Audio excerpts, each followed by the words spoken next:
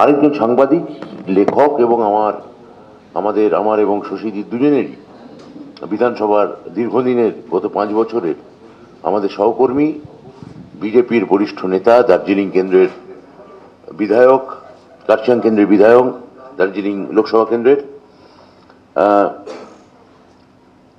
এবং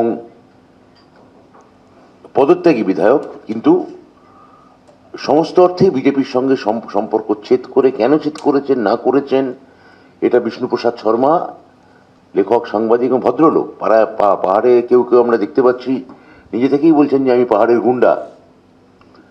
তো আমরা কোনো গুন্ডাকে নয়, পাহাড়ের একজন সত্যিকারের ভদ্রলোক, ভদ্র মানুষকে, যিনি মমতা বন্দ্যোপাধ্যায়ের আদর্শে উদ্বুদ্ধ হয়েছেন, অভিষেক বন্দ্যোপাধ্যায়ের ডাকে আমাদের দলীয় সাংগঠনিক সংগঠনের সঙ্গে কথা বলে তিনি স্বইচ্ছায় আজকে তৃণমূল কংগ্রেসে যোগ দিতে যাচ্ছেন।